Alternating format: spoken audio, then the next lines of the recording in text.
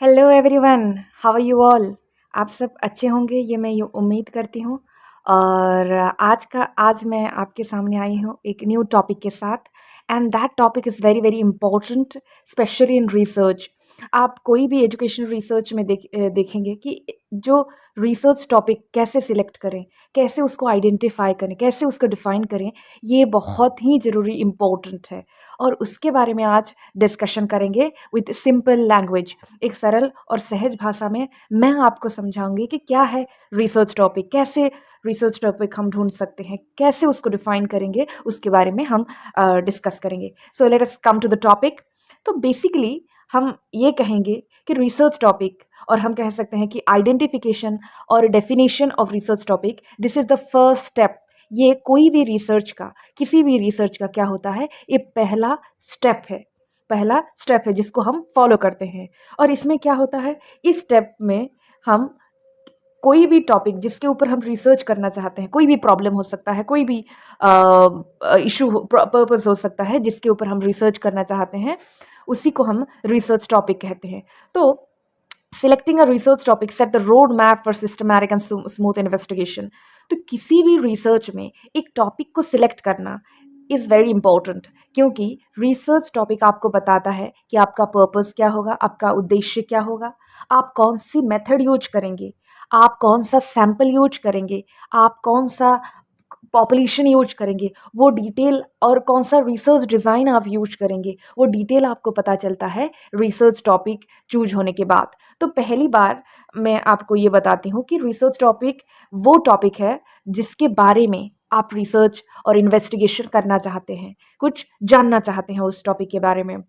से for example, मुझे जानना है, मान लीजिए मैं किसी एक फील्ड में हूँ, कि एजुकेशनल फील्ड में हूँ, और मैं चाहती हूँ कि कैसे एजुकेशनल अचीवमेंट एक फैमिली बैकग्राउंड के वजह से इन्फ्लुएंस होता है, या फिर क्या फैमिली बैकग्राउंड का रोल है।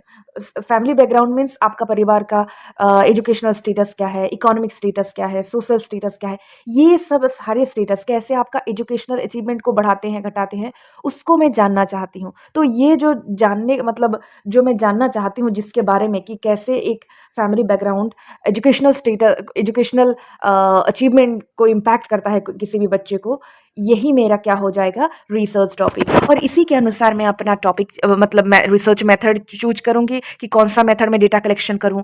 ये सब डिटेल हम ग्रेजुअली डिस्कस करेंगे। Then coming to the next slide, what is a research topic. तो हमको पहले ये जानना पड़ेगा कि रिसर्च टॉपिक होता क्या है, राइट। तो हम ये कह सकते हैं, देखिए रिसर्च टॉपिक को हम रिसर्च प्रॉब्लम भी बोलते हैं। कंफ्यूजन मत है ना, क्योंकि कुछ लोग कंफ्यूजन होते हैं कि रिसर्च टॉपिक क्या है, research problem, both are the same thing. और हम इसको रिसर्च पर्पस भी कहते हैं। और research topic is the central problem a researcher wants to investigate and understand. Research topic वो प्रॉब्लम है और वो टॉपिक है, वो विषय है जिसके ऊपर रिसर्चर क्या करना चाहता है, जानना चाहता है, उसके बारे में इन्वेस्टिगेट करना चाहता है कि क्या होता है इसमें, क्यों है ये ऐसा, किस लिए है, उसको बस सिस्टमैटिक तरीके से जानना चाहते हैं, उसको हम रिसर्च टॉपिक कहते हैं। एनीवे, मैं रिसर्च के बारे में आपको कहना भूल गई कि रिसर्च होता क्या है। रिसर्च कुछ नहीं है, it is a systematic and scientific process to find out a problem और इन्वेस्टिगेट अ प्रॉब्लम। कि रिसर्च एक सिस्टमैटिक प्रोसेस है, एक scientific step by step process है, जिसको फॉलो करके हम किसी भी टॉपिक के बारे में, किसी भी प्रॉब्लम के बारे में जान सकते हैं। तो हम कुछ नहीं, रिसर्च एक प्रोसेस है, एक प्रक्रिया है जो कि साइंटिफिक मेथड से बेस्ड है, step by step process follow करता है, जिसमें ऑब्जर्वेशन होता है, एक्सपेरिमेंटेशन होता है, सैंपल कलेक्शन होता है, और उसके आधार पे हम किसी भी प्रॉब्लम को समझने की कोशिश करते हैं। तो रिसर्च समझ गए आप। अब रिसर्च टॉपिक, जिस टॉपिक के बारे में आप रिसर्च करना चाहते हैं, जिसके बारे में आप जानना चाहते हैं, वही टॉपिक आपका क्या हो जाता है, रिसर्च टॉपिक। और you can say research problem. So that is the meaning of research topic. और वी कैन से, और सिंपल लैंग्वेज में, ऑल रिसर्च प्रोसेसेस जैसे कि objective selection, method selection and hypothesis formulation, ये सारे जो डिसाइड होता है आपके रिसर्च के टॉपिक के आधार पे। तो समझ गए रिसर्च टॉपिक क्या होता है। Next, your next thing is that how to identify research topic. Research topic के बारे में तो हमको पता चल गया। अब हम क्या करेंगे कि यार ये भाई रिसर्च टॉपिक को ढूंढेंगे कैसे, कैसे हमको रिसर्च टॉपिक मिलेगा, क्योंकि अक्सर ये होता है जो भी मास्टर में रहते हैं या फिर पीएचडी में रहते हैं, उनको कन्फ्यूज़न होता है कि भाई टॉपिक बनाए तो कहाँ कैसे बनाए टॉपिक, कहाँ से लाएं ये रिसर्च टॉपिक, ये ज़्यादा कन्फ्यूज़न रहता है उनको। तो मैं आपको यहाँ रिसर्च टॉपिक आप कैसे ढूंढेंगे, कौन कौन स्टेप फॉलो करेंगे, वो आपको मैं बताऊंगी। तो पहले आपको किसी भी रिसर्च टॉपिक ढूंढना है या फिर किसी भी प्रॉब्लम जिसके ऊपर आप रिसर्च करना चाहते हैं उसको जानने से पहले आप क्या करेंगे, पहले आप अपने मतलब आप मास्टर में है मान लीजिए, और मास्टर में आपको कौन सा सब्जेक्ट अच्छा लगता है। जैसे कि आप मेरे एजुकेशन के बारे में मैं बोलती हूँ कि जैसे एजुकेशनल साइकोलॉजी है, उसके बाद आपका असेसमेंट है, उसके बाद आपका योर टीचिंग मेथड है। तो ये डिटेल आपको आप क्या करेंगे, पहले आप उस कौन सा सब्जेक्ट आपको बहुत अच्छा लगता है उस सब्जेक्ट को पहले चुनिए और सिलेक्ट कीजिए, क्योंकि ये सब्जेक्ट में आपका इंटरेस्ट होना चाहिए, आपका मन रहना चाहिए वो सब्जेक्ट में सब्जेक्ट को पढ़ने के लिए। तो पहले आप क्या करेंगे, एक ब्रॉड एरिया ढूंढेंगे, ब्रॉड एरिया ऑफ इंटरेस्ट, कि आपको कौन सी एरिया में और कौन सी सब्जेक्ट में आपको बहुत ही अच्छा लगता है, इंटरेस्ट बहुत आता है पढ़ने में। मान लीजिए मैंने एजुकेशनल साइकोलॉजी मुझे बहुत पसंद है, तो मैंने उसको सिलेक्ट मतलब मैंने कहा कि मैं इस सब्जेक्ट का किसी भी टॉपिक के ऊपर मैं रिसर्च करना चाहती हूँ। तो पहले उस सब्जेक्ट को मैंने चुन लिया, तो वो हो गया आपका ब्रॉड रिसर्च एरिया और ब्रॉड एरिया ऑफ इंटरेस्ट। दूसरा, स्टिक टू योर एक्सपर्टीज। दूसरा वाला है आपका स्टिक टू योर एक्सपर्टीज। मान लीजिए choose an area where you have knowledge and competence. देखिए आपने ब्रॉड एरिया चूज कर लिया, अब दूसरा क्या है भाई, ऐसा एरिया चूज करो, ऐसा सब्जेक्ट का वो पोर्शन चूज करो जहां पे आपको लगता है कि आप अच्छे से जानते हैं, आप उस सब्जेक्ट के बारे में आपका डिटेल नॉलेज है, आप उसके बारे में आपका एक्सपर्टीज है। तो दूसरा है आपका एरिया, उस एरिया को चुनिए, वो सब्जेक्ट का उस एरिया को चुनिए जिसमें आप कंफर्टेबल हैं, आपका नॉलेज है, आपका कॉम्पिटेंस है, आपका अच्छा डीप इंसाइट है उसके बारे में। Then next, your ensure current relevance. देखिए ऐसा नहीं कि कोई भी टॉपिक आप उठा लिए किसी भी सब्जेक्ट का और वो उसका कुछ खास यूज नहीं है मॉडर्न टाइम में, या उसका कोई रोल नहीं रहे, उतना इंपॉर्टेंट नहीं है करंट टाइम पे। तो आप ऐसा टॉपिक चुनिए जो कि करेंट टाइम में, कंटेम्प्रेरी टाइम में उसका कुछ फायदा हो, उसका कुछ मीनिंगफुल बेनिफिट हो। तो पहले आप वो चूज कीजिए। तो ये 3 स्टेप हम आप मतलब फॉलो करना पड़ेगा। पहले अपना ब्रॉड एरिया चूज कीजिए। दूसरा, आप उस ब्रॉड एरिया में भी आप किस एरिया में मतलब एक्सपर्ट हैं उसको चुनिए। देन वो टॉपिक चुनिए जो आज के डेट में आप जिस समय पे रिसर्च कर रहे हैं उस समय पे उसका इम्पोर्टेंस है। सो ये हो गया। तो हम ऐसे हमारा रिसर्च टॉपिक सिलेक्ट करते हैं। पहले ये ब्रॉड एरिया हमने चूज कर लिया। नेक्स्ट, अब देखिए ये सारा स्टेप फॉलो करने का फायदा क्या है। देखिए पहले ब्रॉड एरिया, देन अपना एक्सपर्टीज के अनुसार आप एरिया चूज कर लिए। तो इसको चूज करने का जरूरत ही क्या है, ऐसा भी तो हो सकता है कि आप किसी भी इंटरेस्ट ना भी हो, कोई भी एरिया आप ले सकते हैं। मान लीजिए असेसमेंट का ले लिया, या फिर टीचिंग मेथड का ले लिया, या फिर एजुकेशनल फिलोसफी का ले लिया, किस एजुकेशनल सोशियोलॉजी का भी ले लिया। तो फिर वाई ओनली इंटरेस्ट एरिया, आप इंटरेस्ट जिसमें है उस सब्जेक्ट को ही क्यों चूज करें। तो उसका रीजन है 2। पहली मोटिवेशन, दूसरा है कंसिस्टेंसी। देखिए भाई रिसर्च एक लंबा जर्नी है, एक लॉन्ग जर्नी है, क्योंकि ये जर्नी बहुत लॉन्ग है। दूसरा, जर्नी लॉन्ग है और उसके अंदर बहुत सारा कॉम्प्लिकेसी रहता है। कॉम्प्लिकेसी मीन्स आपको डेटा कलेक्शन करना पड़ेगा, आपको अपने पेशेंस रखना पड़ेगा। तो इसके लिए क्या होता है, आपको मोटिवेशन चाहिए, internally and externally both.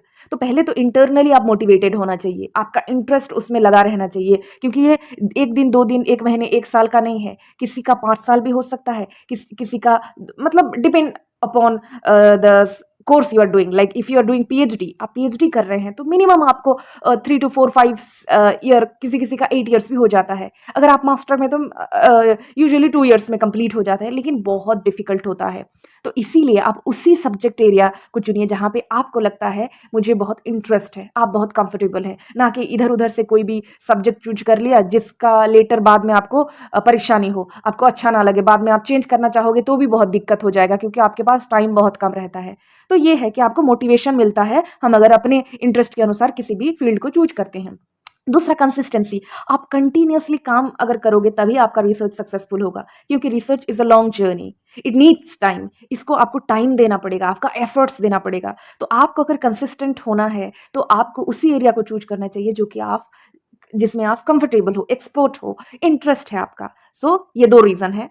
Next, अब where do research topics come from. देखिए भाई, हमने तो रिसर्च एरिया भी ढूंढ लिया, मतलब रिसर्च टॉपिक के बारे में जान लिया। अब क्या होता है कि भाई ये रिसर्च टॉपिक जाने कहाँ से हम रिसर्च टॉपिक को ढूंढें। अक्सर ये बच्चों को कंफ्यूजन रहता है कि जो नए हैं, न्यू कॉमर्स हैं, फ्रेश बिगिनर्स हैं, उनको क्या होता है रिसर्च टॉपिक कहाँ से ढूंढें, हम कहाँ से टॉपिक लाएं। तो मैं बता देती हूँ कि आप 4 सोर्सेस से अपना रिसर्च टॉपिक ढूंढ सकते हैं। पहला आपका थ्योरीज, दूसरा आपका पर्सनल एक्सपीरियंस, तीसरा आपका प्रीवियस रिसर्च, चौथा आपका लाइब्रेरीज। तो वन बाय वन हम डिस्कशन करेंगे। पहली थ्योरीज। आप थ्योरीज से कैसे अपना रिसर्च टॉपिक, देखिए थ्योरीज मतलब किसी भी फील्ड में आप हो, जैसे कि मतलब मैं मान लीजिए मेरा एजुकेशनल साइकोलॉजी है, उसमें बहुत सारा थ्योरीज है, theories of learning, theory of motivation, theory of teaching, मतलब एनीथिंग। तो मान लीजिए लर्निंग थ्योरीज है, जैसे कि आपका ईएल थॉर्नडाइक का रिसर्च है, मतलब उनका थ्योरीज है, ट्रायल एंड एरर थ्योरी। उसके बाद पैवलोव का operant sorry classical conditioning theory है। तो पहले हम क्या करेंगे, ये थ्योरीज पढ़ेंगे, मतलब ये तो एजुकेशनल साइकोलॉजी की बात है। आप किसी भी एरिया में जिसमें कुछ थ्योरीज है, उसके आप उसको पढ़ सकते हैं। उसको पढ़ने के बाद आपको क्या मिलेगा कि आप किन किन एरिया में थ्योरीज का इंपॉर्टेंस कम है, आप उस एरिया को कैप्चर कीजिए। आप उसमें रिसर्च गैप ढूंढिए कि कहाँ पे लर्निंग का और क्या क्या चेंजेस हो सकता है। आप अगर थ्योरी पढ़ेंगे तो आपको डीप इंसाइट मिलेगा, ग्रेटर नॉलेज मिलेगा आपके अपने टॉपिक के बारे में, और खुद के टॉपिक को अच्छे से आप समझ पाओगे। तो थ्योरीज का ये बेनिफिट है। दूसरा, पर्सनल एक्सपीरियंस। देखिए कि आपका जो पर्सनल एक्सपीरियंस है मतलब किसी भी फील्ड में, तो वो भी आपको रिसर्च टॉपिक में आपको हेल्प कर सकते हैं। जैसे कि अ, आप मान लीजिए मल्टीपल टाइम आप क्या होता है, आपके दिमाग में मल्टीपल आइडियाज जनरेट होते हैं। आइडियाज मतलब ये क्यों है, ऐसा क्यों नहीं हो सकता, बच्चे ऐसे क्यों पढ़ते हैं, ऐसे भी तो पढ़ सकते थे। तो आपके दिमाग में हमेशा कुछ कुछ ना कुछ आइडियाज आते रहते हैं, क्वेश्चन आते रहते हैं, क्योंकि ये क्वेश्चन आते रहते हैं, यही अपना बेस बन जाता है अपना रिसर्च टॉपिक। मान लीजिए आपने अ, मतलब पढ़ लिया कुछ, और आपने सोचा कि भाई ये ऐसा क्यों नहीं होता, मतलब बच्चों को एग्जाम क्यों कराते हैं, अगर एग्जाम ना दें तो अच्छा होता, ऐसा क्यों करवाते हैं। तो आपको वो जो दिमाग में जो क्वेश्चन आ रहा है, आप मतलब ये कर सकते हैं कि भाई मैं इसके बारे में जानना चाहती हूँ। तो मुझे लगता है कि मैं इस फील्ड में एक बार देखती हूँ कि इसके बारे में मैं रिसर्च कर लेती हूँ। तो आप किसी भी एरिया में आप रिसर्च कीजिए, लेकिन आप हमेशा आपका पर्सनल एक्सपीरियंस आपको हेल्प करता है। तो आप पर्सनल एक्सपीरियंस कैसे गेन करें, मान लीजिए आपने न्यूज़पेपर पढ़ लिया, या फिर कोई भी क्लास डिस्कशन कर लिया, या फिर कहीं भी ऑब्जर्वेशन किया आपने क्लास में, एजुकेशनल प्रोग्राम वो वगैरह। तो उसको आप देख देख के आपको आपके दिमाग में लॉट ऑफ क्वेश्चन जनरेटेड, आपके दिमाग में बहुत सारा क्वेश्चन आते हैं। तो उसी के अनुसार आप उस क्वेश्चन को अपना रिसर्च टॉपिक बना सकते हैं। तो आप यहाँ से भी सीख सकते हैं। Then your next is previous research findings. देखिए प्रीवियस रिसर्च फाइंडिंग, जैसे कि किसी भी फील्ड में कोई भी रिसर्च किया होगा, या फिर कुछ थ्योरीज दिया होगा, या फिर उसका उसका कुछ फाइंडिंग्स आया होगा कि इसकी वजह से ये होता है, इंटेलिजेंट स्टूडेंट का मार्क एकेडमिक स्कोर अच्छा रहता है, ऐसा कुछ थ्योरीज में आपको कुछ रिजल्ट मिल रहा है। तो आप जब उनको पढ़ेंगे तो आपको आइडिया लगेगा कि ये थ्योरीज किस दिशा में जा रहा है, इसका डायरेक्शन क्या है, और उसको जानने के लिए आप अपना रिसर्च कर सकते हैं। आपको उस एरिया में अपना टॉपिक चूज कर सकते हैं। मान लीजिए, और देखिए जितने भी रिसर्च होते हैं, मान लीजिए किसी किसी एक रिसर्च है, ठीक है, किसी एक रिसर्च में ये कहा जाता है कि कोई भी बच्चा इंटेलिजेंट है तो उसका एकेडमिक में बहुत अच्छा होता है, और अन्य फील्ड में भी वो बहुत अच्छा होता है। तो क्या ये हमेशा सबके लिए इक्वली अप्लाई होगा? क्या हर बच्चा जो इंटेलिजेंट है वो हर फील्ड में बेस्ट होगा? नॉट नेसेसरी, जरूरी नहीं है कि ऐसा हो। हाँ, कुछ एरिया में जिन फील्ड में जो व्यक्ति रिसर्च किया है, वहां पे ये हो सकता है, क्योंकि वो उस एरिया का पॉपुलेशन के ऊपर किए थे, या फिर सैंपल के। तो आप ये कर सकते हैं कि आप अपने एरिया में इंटेलिजेंट बच्चों को लेके क्या उनके एकेडमिक में वो उनका इंटेलिजेंस अच्छा इम्पैक्ट दे रहा है या फिर नहीं, वो आपको चेक कर सकते हैं तो अपने रिसर्च के माध्यम से। तो वो प्रीवियस रिसर्च आर्टिकल पढ़ने के बाद ही वो आप रिसर्च गैप ढूंढ सकते हैं और इसको रेप्लिकेट भी कर सकते हैं, मतलब अपने एरिया में सेम रिसर्च आप कंडक्ट करवा सकते हैं, क्योंकि पॉपुलेशन अलग अलग है, उनका नीड अलग अलग है, एरिया अलग है, तो ऑब्वियसली उनका फाइंडिंग अलग में भी हो सकता है, तो आप उसको भी कर सकते हैं। तो इस तरह आपका रिसर्च टॉपिक भी आप ढूंढ सकते हैं किसी भी प्रीवियस रिसर्च फाइंडिंग्स को पढ़ के।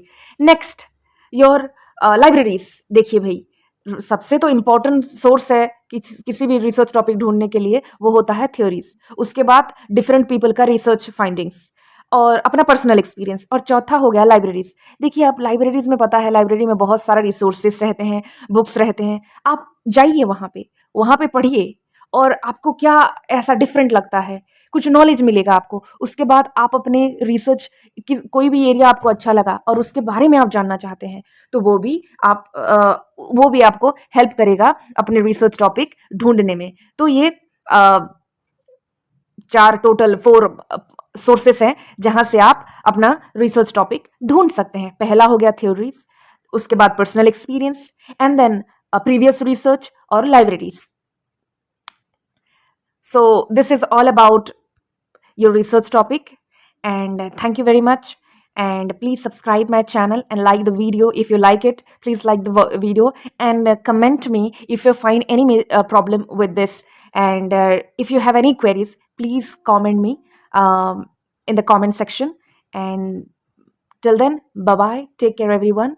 I hope you would like this video. And one more thing, अगर आपको कोई भी डाउट है, क्वेरीज है, आप अपने क्वेरीज मुझे बता सकते हैं, ताकि किसी भी टॉपिक के बारे में अगर आपको मतलब कुछ चाहिए क्लास, तो आप उस टॉपिक के बारे में मुझे बोल सकते हैं। So thank you everyone, take care.